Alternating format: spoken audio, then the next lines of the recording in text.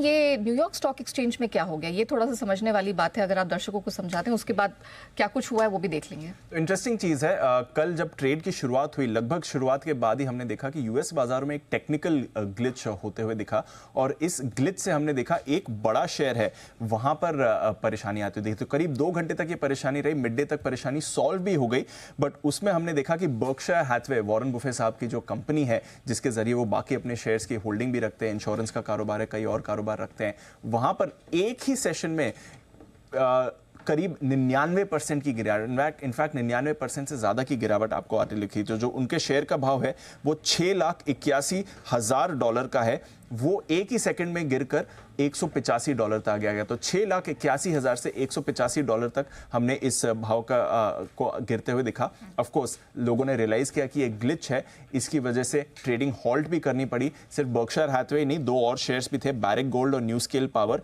इनके शेयर्स पे भी 99% की गिरावट आती हुई दिखी। इसके अलावा करीब 40 शेयर से ओवरऑल जहां पर ये परेशानी आती हुई दिखी रॉन्ग प्राइसेस की। इन सभी शेयर्स में ट्रेडिंग को रोका गया, इन ट्रेड्स को रद्द किया गया। माना जा रहा है कि कुछ सॉफ्टवेयर अपडेट हुआ था सर्किट फिल्टर को लेकर, उस अपडेट की वजह से कुछ शेयर्स में परेशानी आई, तो उस अपडेट को कैंसिल भी किया गया।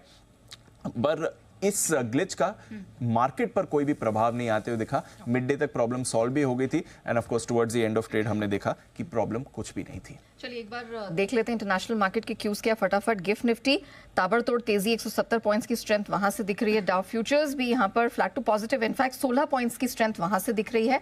नास्डैक फ्यूचर्स भी 22-23 अंक ऊपर। और एशियन मार्केट्स की बात की जाए, यहां पर थोड़ी नरमी आपको जरूर दिखाई दे रही है। 190 पॉइंट्स की कमजोरी जापानीज मार्केट निके में।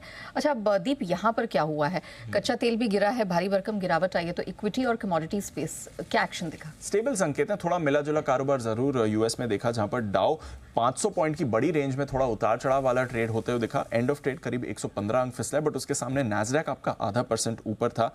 आईटी शेयर्स में अच्छी खरीदारी रही। एनवीडिया फिर से एक्शन में रहा, नया एआई चिप इन्होंने लॉन्च किया जिसकी वजह से 5% ऊपर एनवीडिया जाते हुए दिखा, तो उससे नैस्डैक को सहारा मिला है। ऑफ कोर्स टेक्निकल परेशानी की वजह से थोड़ी वॉलेटिलिटी जरूर आई बाजार में, बट कल इनके जो मैन्युफैक्चरिंग का पीएमआई डेटा आया है वो अनुमान से कम था, तो उससे थोड़ा माहौल सुस्त हुआ है। हालांकि बॉन्ड यील्ड्स भी इसकी वजह से गिरी हैं, 4.4% पर आपकी 10 साल की बॉन्ड यील्ड गिर गई।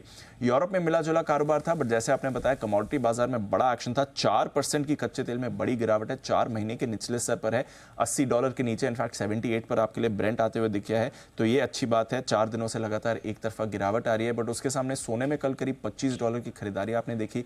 सिल्वर में भी अच्छा एक्शन बना हुआ था। बेस मेटल्स में मिला जुला कारोबार था, और डॉलर से हमारे लिए राहत की बात है, 104 के पास है, 3 हफ्ते के निचले स्तर पर। तो नेट अच्छे ही संकेत आ रहे हैं। ग्लोबल मार्केट से कोई परेशानी वाली बात नहीं है हमारे लिए। ओके चलिए, तो हमारे लिए तो कोई दिक्कत की बात है नहीं, और हमारा तो अपना ही इवेंट एक बहुत बड़ा है जिस पर आज आप कह सकते हैं कि डोमेस्टिक मार्केट रिएक्ट करते हुए दिखेंगे। धन्यवाद दीप डिटेल के लिए।